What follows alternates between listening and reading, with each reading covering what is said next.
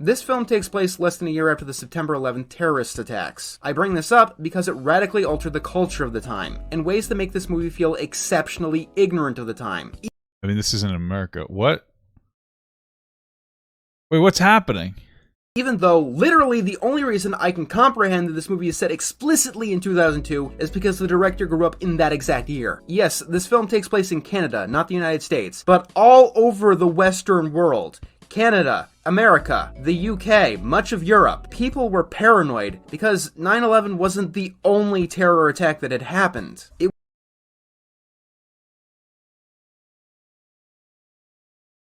Are they saying that Turning Red was bad because it didn't reference 9/11? I'm just gonna be honest. There's a big red fucking panda in it. That doesn't exist. That's not a real thing. There's no big fucking pandas in real life that turned into humans and back. Why? Who is Mr. Enter? What's happening? It was the major theme of the decade. I mean, I can understand. I don't even know if that's true. I mean, not for nothing. I remember being a kid during 9/11, and it was a blast. I'm just kidding.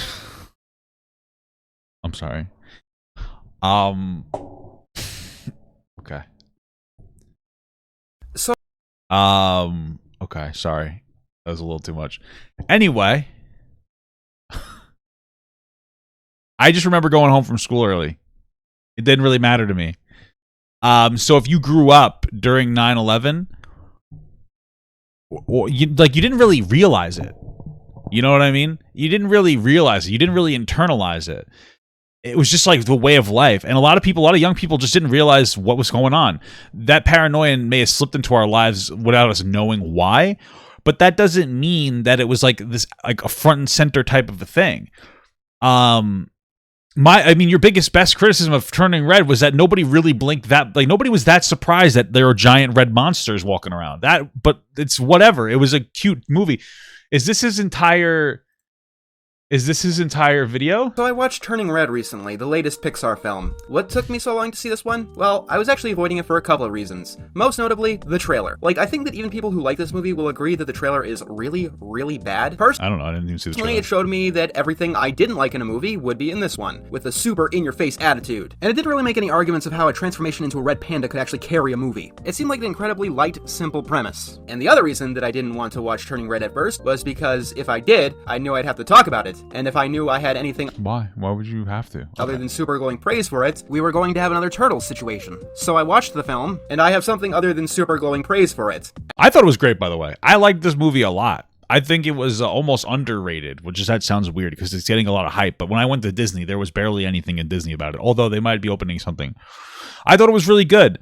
I thought it was a really good movie. I thought that it was what made me think it was so good was that as an adult watching it, I could see the commentary on parents being a little bit too abrasive with their kids. There was no villain in this movie, and yet there were so many villains. It was so interesting. Like the mother was the bad guy, but she wasn't a bad guy. She was the victim of like her mother's parenting. But then the mother was also the victim of that same parenting. It was really deep because they've had this effectively curse in their family for so long that had to monitor their anger levels. It was a really good movie, and there was a lot of realism in it. Like, I remember I was watching it with my wife, and she died laughing when she saw the pictures that the young girl was drawing about that 17-year-old boy simping for him. And my wife is like, this is what it's like to be like a girl going through puberty. Like, it's not like, she's like, 13-year-old girls aren't like super wholesome. Right? They have like weird fantasies about kissing boys and stuff, and like we don't usually talk about those in movies, and it was like kind of nice to talk about, and it was like cute because it was like realistic for her. I was like, oh, that's really interesting, and it had a really good point to be made about overbearing parents and like letting your kid kind of grow up and do its own thing. But it was also silly, goofy, and it was fun, and I think that kids may not identify with it so much in the way that I did, not as a parent but as a future parent and somebody who grew up with a very strict parent.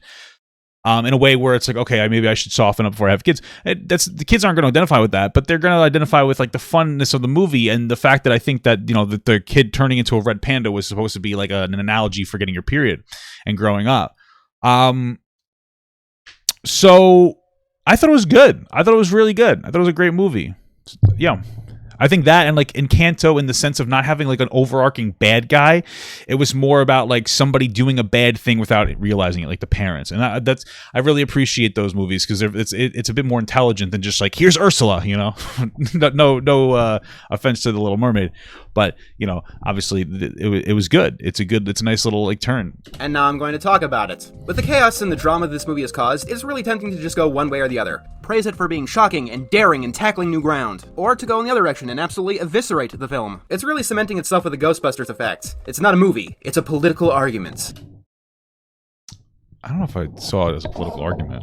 Like, it was just commentary on growing up. Thundercats Roar, High Guardian Spice, or Masters of the Universe Revelation before it, or She-Ra, or I can keep going on. These arguments are largely annoying, and they shouldn't be engaged in on any side of the argument, whether you're a defender or a detractor. If you're a detractor, it elevates the status of the movie and gives it more importance than it really deserves. If you're a I loved those old people. The old people crew is so funny. defender, you obscure the actual merits of the movie and turn it into a target, which actually does hurt the artists in the long run, and hurts the actual political headway of whatever movement you're arguing for even more. Oh, that's not even mentioning that you're playing pawns to billion-dollar corporations that package your personal values and have sold them back to you. Turning Red is a mixed bag. Actually, I don't even know if that's the best way to describe it. It is the Pixar film that I am the most mixed on. There are Pixar films that I absolutely love, like Soul, WALL-E, or Ratatouille. There are Pixar films I don't like Cars 2. And then there are Pixar films I don't care about, like... I heard Cars 2 is like the best one because it's so deep. It's like about some kind of like a deep government conspiracy, whereas the other Cars movies are just about vroom. The Bug's Life or The First Cars. Turning Red is a film I You like the... Wait, did you say you don't like the Bug's Life? don't like Cars 2. And then there are Pixar films I don't care about, like A Bug's Life or The First Cars. Turning Red is a film I'd probably like Bug's Life is good. if it wasn't for some glaring problem. Probably a Bug's Life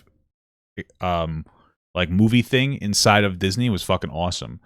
It was so much fun. We sit down in an amphitheater, and then it's like you sit in the seats, and then you just go through like a little cool bug thing. It's just like a movie on the screen with like 3D glasses. Thank you so much for the sub, brother. Subscribed for 7 months. Cars 2 solos, all of Pixar and Disney. Boom. But it's like interactive. They spray like somebody farts on you, like a fart bug, because it's part of their show, and then you smell farts. Or like at one point at the end, it's like, oh, let the cockroaches leave before you, and then like your butt, like there's like the seats bump up to feel your butt. It was really cool. At one point, my favorite part, the Bug Life ride didn't suck. You suck. Fuck yourself. It's scary as hell. I know, it's so funny, bro. There's one part where like the big bad boys, they get mad and they try to attack us for killing them. So spiders drop from the ceiling. Fucking like 7 kids got up, screamed, and ran out of the theater. It was incredible. It was so funny. I loved it. It was very funny that those kids laughed or those kids cried. It made my whole day. It was really good. It was probably one of the best rides. I think it was at Animal Kingdom. I'm not even kidding. Like I unironically think it was like one of the Animal Kingdom. I think it has the best rides. There's just not a whole lot of them. It was great. So they took me right out of the experience time and again. So Turning Red stars an Asian Canadian girl named Miley, growing up in Toronto in 2002. I think is she Korean or is she Chinese? I think she's Korean. Where one night she learns that she becomes a giant red panda whenever she feels any particularly strong emotions. This is complicated by the fact that she has an overbearing mother, is going through middle school, and puberty. It's a fairly simple movie despite all the drama, and yet there's a ton to talk about. I'm going to start with what held me back from actually enjoying the movie, and that is May's mother, Ming. I'm gonna be dead straight with you. I hated this character so much. Well, you're supposed to. That I thought I would have to stop watching them. Is she Chinese? I thought she was Korean. No, her friend's Korean. I think all of her friends are... There's one white person and then like different kinds of Asian. One's Korean, I think one's... I don't know. Movie. Ming is a helicopter parent, the type who controls every little thing about their child's life and are super panicked that a slight deviation from their plan will harm their child. Yeah, but that's what made her character so good is that like she's such a kind of a bitch the whole movie, and then you realize towards the end why she was that way. So it actually humanizes her character. It's a really good, almost roller coaster of emotions.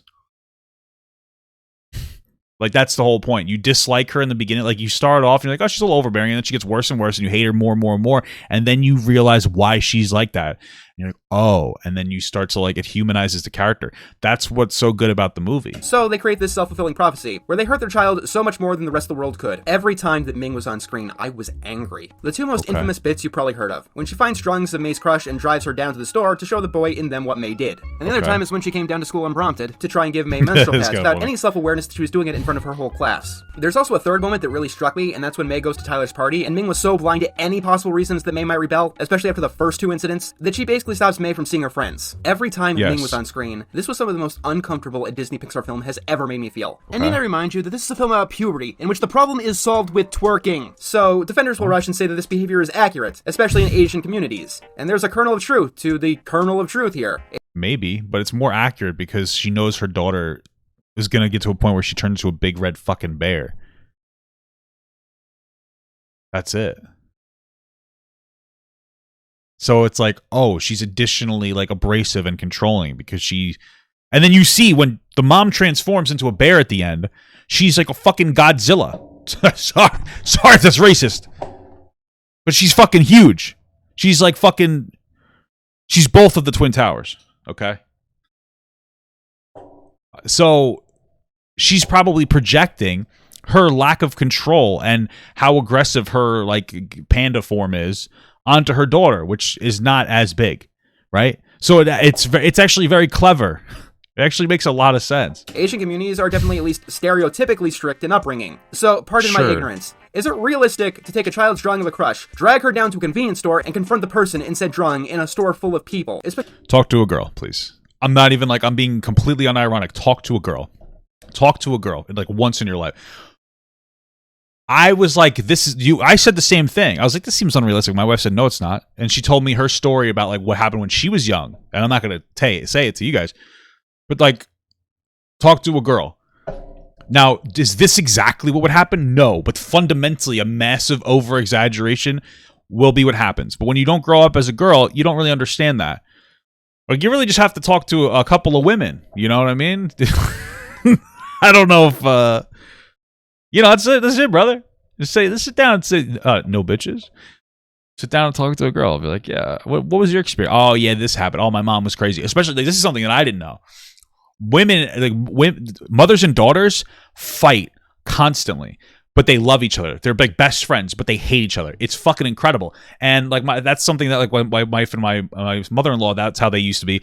And then like I talked to my mother later on, like somewhat recently, and she's like, yeah, my mom and I would always fight. I'm like, fucking what? You'd never expect that from my mother. I was like, wow, it's like a real thing. Like women and their moms, like young, daughters and moms, they tend to like not really get along that much. There's a lot of aspects here. Especially if you were under... Do Chinese people actually transform into pandas in real life? Yeah. Absolutely. The delusion that these things actually happened, despite one of the drawings being the boy as a merman. Is it really realistic to try and directly give menstrual pads to someone and not leave them with a nurse at school? Probably not so much, but the exaggerated effect is just supposed to be like comical. Ming's behavior is too over the top. Actually, no, it's not. That's actually the problem. The problem is that it's realistic. It's something that could feasibly happen if you were one of the worst, most brain-dead people on Earth. It's not like, say, Doofenshmirtz, who also had a hard upbringing. So hard that neither of his parents showed up for his actual birth. If you want to talk about realism, we need to talk about Encanto. This was a Disney film also about generational trauma, which seems to be the theme of the season. Mirabel's grandmother was guilty of pretty much the same things. Being overly controlling, trying to keep her family in the perfect boxes that she imagined for them. Of course, Encanto didn't make me want to smash my computer because it was subtle. You could constantly understand the reasons that Alma was doing the things that she was doing, even if you didn't agree with them. And in the end... But by the end, you can understand why the mom does it too. You want to see Alma get better, not have her taken away in the back of a police car. This is like trying to redeem Doofenshmirtz's parents and doing it in a realistic way, and have it all heartfelt at the end. This is not a combination that works. Ming I think it worked great. Why are you so assertive about how it didn't work? Doesn't come across as understandably or realistically strict at any point in the movie. She comes across as psychotic. Luckily for No, but once you, again, get to the point where you find out she turns into Godzilla, then you're like, oh, I understand why. The film, anytime that Ming isn't on screen, the movie gets a lot better. This part was cringe when the kids would sing. It's so funny. This part, I hated this part here when they would sing, and I was like, this is so cringe. And I was getting like, secondhand embarrassment. And I looked at my wife, and she's like, I think it's so cute. Isn't that so weird? Just to, I think maybe that's part of this, to be absolutely honest with you, is like this movie may just not have been for men. And like, I'm not saying that I enjoyed it a lot. I enjoyed it more because I watched it with my wife, who brought like a different perspective. But like, it's not something that is super identifying for like a dude. If you really think about the movie, there's no real in-your-face traditional male character to identify with other than her dad, which gets very little screen time. So there's really not a character that's like, from my perspective, and this is okay. I'm not complaining. There was nothing that I sat and did like that. I mean, I looked at dad, I'm like, that's me. I didn't like actively do it, but that's the guy I would be able to identify with. But there's really no other character to identify with. So it's like, it's not a movie for a lot of guys that you can like sit down and like really delve into. There's that young kind of gay kid And he's fine. I thought it was funny, but like I don't identify with that, you know. So I'll just say it. He gets a lot better. I wouldn't call it one of Pixar's best, still, but it would have been a tier above something like Onward, which felt a lot like wasted potential. What? Onward was amazing. What the fuck are you on about, bro? What was wrong with Onward? What's happening here? I thought Onward was incredible. What? What's happening here? What are you talking about? I should have known how bad this was going to be once the guy said that he didn't like The Bug's Life. Or he didn't care about it. Bro, Onmid? Fuck you, bro. That was a good movie.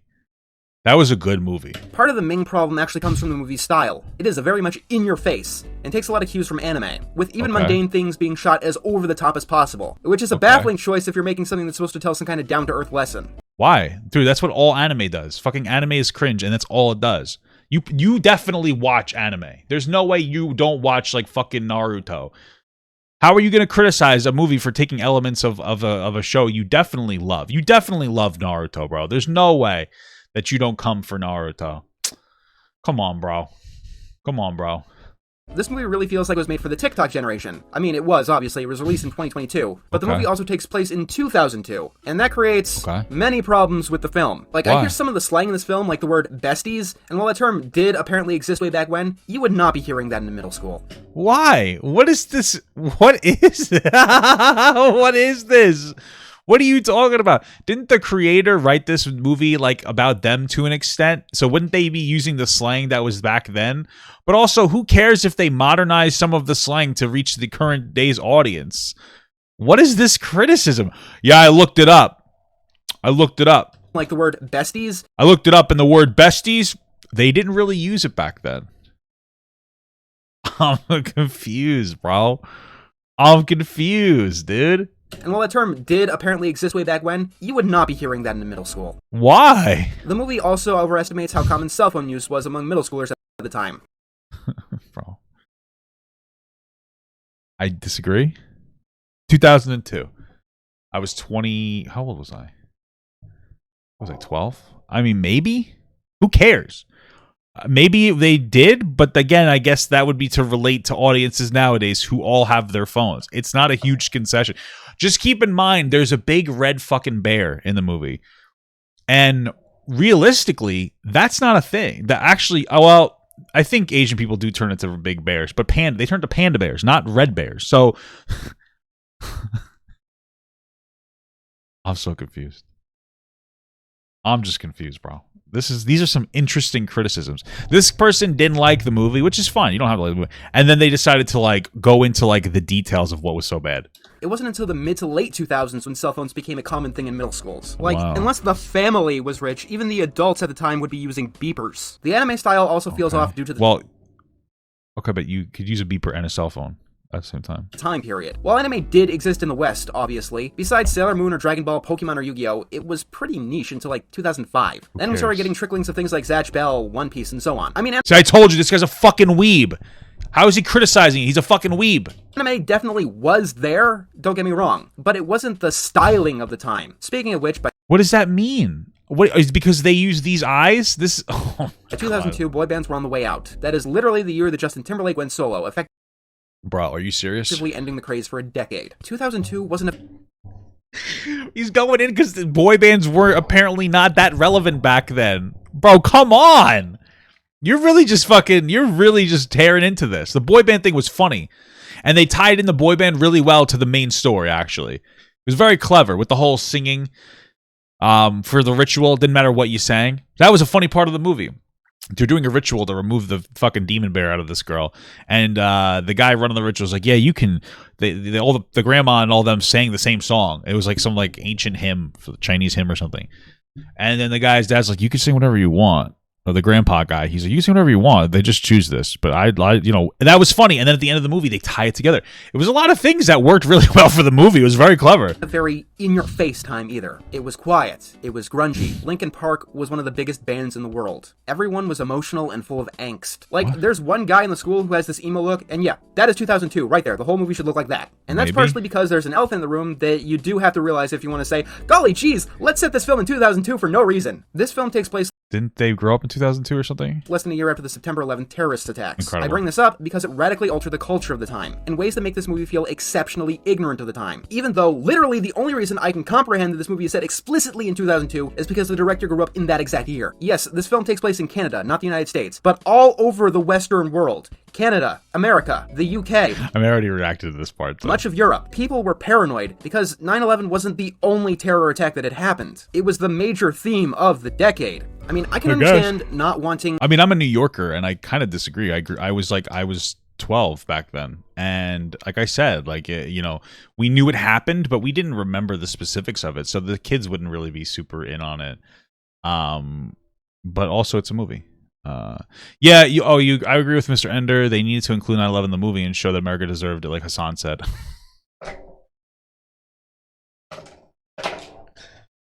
Okay. Agree.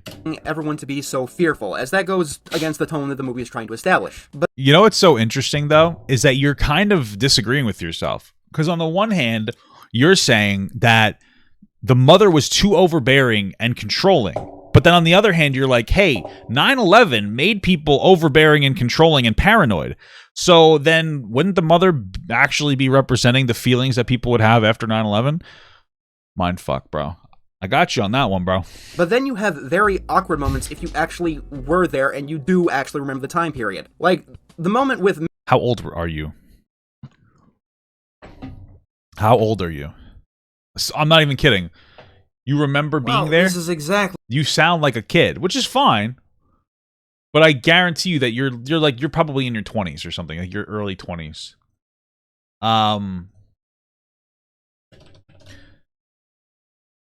29? Is he 29? What? Holy shit, dude! You sound like you're not. Wow. Either way, even being 29, what were you? So 9 years old during, or 11? How old are you? Right? What am I, 32? Shit. Wait. No. You're like fucking 9 years old. You probably don't really remember anything. It's not like you're not going to have a super personalized, unless somebody died in it. Maybe your mom or dad or something died in there. And then you probably identify with them more, but okay.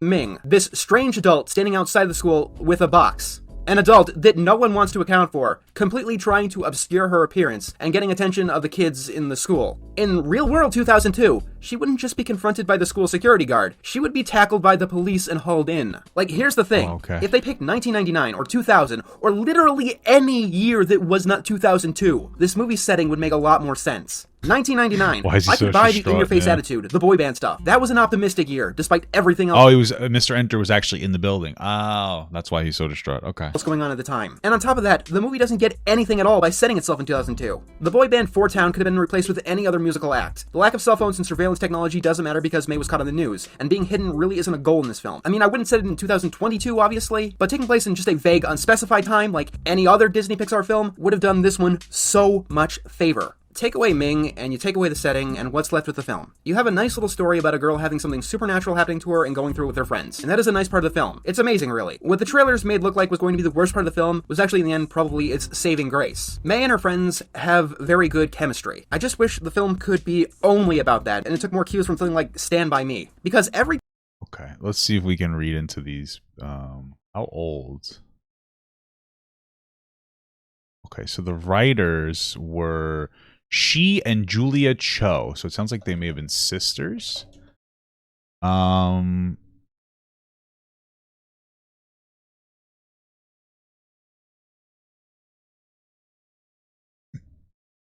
is 32 and the other's 46. So I imagine the 32-year-old was probably this girl's age in 2002. Hey, oh, they picked a random time. Yeah, that's when I was. Hey guys, this story is about me at 13. I was 13 in 2002. I don't know. Wait, why did you pick 2002? I don't know. I don't know why. You would imagine that like some of the experience of what was going on at the time was going to be entered into this movie through this person's like anecdotal experience, which is what you do with movies. Obviously, it's not completely accurate. But also, it's a movie about a person turning into a panda. Okay. Time that it's not about that, the film struggles, and it struggles hard. Like, there's also May's father, Jin. He says like 2 words throughout the entire film, and then towards the end he decides that he wants to be an actual character, out of nowhere. The film is clunky. That's the best way to describe it. Which side of okay it's on depends on my mood, but it is vastly below Pixar's average. Or, well, it would have been 15 years ago. Oh yeah, there's also the puberty thing. It is really underplayed, and the controversy is blown mega out of proportion. Beyond the metaphor of May turning into a red panda, you're not going to get much besides menstrual pads. Like, you could watch this film and think that the only symptom of going through puberty for May is turning into a giant red panda. And this is something that... I wonder why you feel metaphors need to be so in your face about it. Because what's so interesting is that the period pad thing, her turning into a panda was about like going through puberty and maturing and, you know, kind of disconnecting from her mother in a way that a lot of kids do. Like, there's a point where you disconnect from your mother. The kid said that she got her period. She didn't say that she turned to a panda. Those two things don't happen at the same time, because the mother knows about the panda transformation, which you don't learn until a little later, but she knows about it. So if she knew that she turned into a panda, there would have been a different experience. She was just like, oh, I have my period. So mom's like, oh, I got to help you out, you know, overbearing. But okay. I'm getting really tired of happening, by the way. I don't know whether to call it shock advertisement. Why does it need to be so in your face? Like, why do you need to see 13-year-old bleeding pussies in order for you to go like, yes, this is realistic. I love this. Like, why does it have to be like that? Because then on the other hand, it's a kid's movie. It's like, I don't think it should be super in your face about periods. I think that might be a little inappropriate. They referenced it, which I think is totally fine. But if they like saw like a bleeding menstrual pad, I think that maybe that would be a little much. The movie is very in your face about the experiences and the emotions that young girls have and their mothers have when dealing with this kind of split in direction. So, like, that part was, why not just like look at it like that? Or an offshoot of rainbow capitalism, where Disney and its stands say that everyone has to go see X, Y, and Z film and absolutely love it because it's so daring, so brave. You know, like how they add in a literal gay wink and a nudge, so they can claim that they're the first LGBT character in their film for the 20th time, in such a small role that they can remove it for international audiences. You want animation that's daring? Watch Braceface. No, I'm not kidding. That show actually had a period episode with things like menstrual cramps mentioned, which aired in 2001. That was more than 20 years ago. And if... Well, but I have a question. Did they reference 9/11? Because it was in 2001. Because if they didn't, then obviously Braceface failed. If you're not keeping score, that happened before this movie even took place. Cartoons were more daring and diverse back then than you probably give them credit for, and definitely more than the industry does today. I don't think talking about periods is diverse. Maybe a little daring.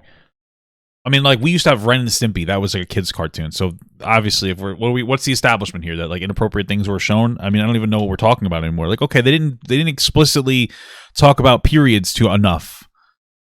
Why is this like a big point of contention? Not so much with films, but actual on-television animation. Yes, it was probably more diverse back then than it is now. Even. I don't care anymore. Talk Asian characters animation: American Dragon, Jake Long, Life and Time of Juniper Lee, Jackie Chan Adventures. What are we talking about?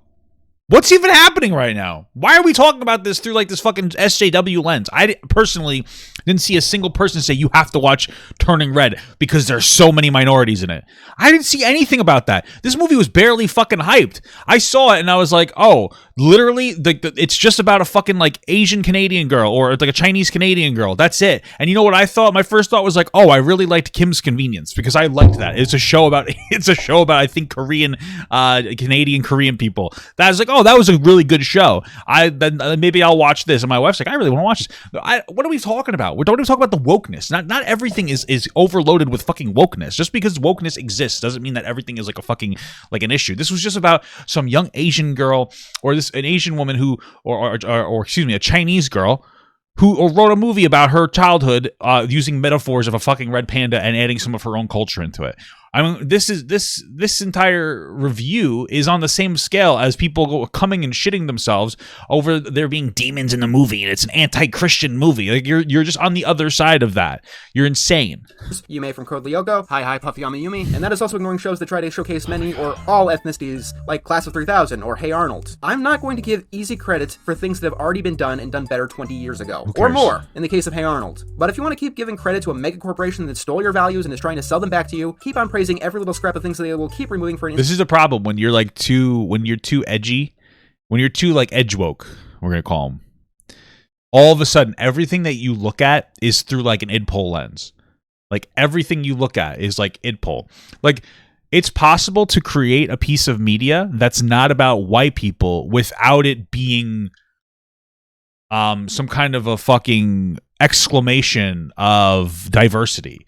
This movie literally in no way screamed any level of wokeness. It was just about a Chinese girl. That was it. But it didn't matter too much. It was just about a coming of age story from the perspective of like a Chinese girl. Like, that's it. The writer was Chinese, so you watched it, or it was a Chinese Canadian girl, so you saw a Chinese Canadian girl movie. Just like if a white person wrote this, it would just be the same thing, but through like a white person. Like you would possibly see the Twin Towers going down in that, because, you know, if it was like a white New York girl, maybe you would see the aftermath of 9/11. Maybe that would make you happier. I don't really know. Maybe in the movie, they could have done something really cool where instead of the girls turning into pandas, because that's a Chinese culture thing, maybe they would turn into giant airplanes and they would crash into the Twin Towers, and maybe the young girl's puberty experience would have caused the death of 3,000 people, plus all the people who died in the aftermath due to like all the horrible toxins in the air. And then maybe they would bring it up to this point in 2022, and like, you know, in 2020 really, where Congress wouldn't give money to the survivors of 9/11, people still dealing with medical issues, especially first responders. But we didn't see that movie because it was written by not a white person. But it doesn't matter. There was nothing like woke about this. And it just weren't white. Why are you inserting like identity politics into everything? The existence of non-white people doesn't mean that like identity politics exists. It just happens to be a different culture telling the fucking story. It does sound like a great movie. Maybe somebody should write that. I wonder what they would call it instead of turning red. Turning, I don't know. It would still be turning red, but the red would be the hot melting of the steel beams. But did they melt? Can jet fuel melt steel beams? Turning towers. Oh my God. Jesus Christ. Wow. Incredible. Tilted towers. Jesus Christ. All right. I gotta move on. International market. Because the only color that Disney and these other corporations care about is green. Well, that was actually pretty bad. Listen, bro, you have every right to dislike the movie, but you're fucking insane. I guess that's why you turn the comments off. Turning left to New York. Incredible. You guys are so stupid. I fucking hate you. Thank you so much for watching, guys. And another special shout out to all my Patreon and Twitch subs. If you'd like to support this channel further than you already have by just watching the video alone, go down to the links below where you can sub on my Patreon, which will allow you to get your name on this beautiful black wall. Or you can go to the Twitch page and you can actually use a free Amazon Prime sub, if you have Amazon Prime, to subscribe. Thank you very much, guys. Take care.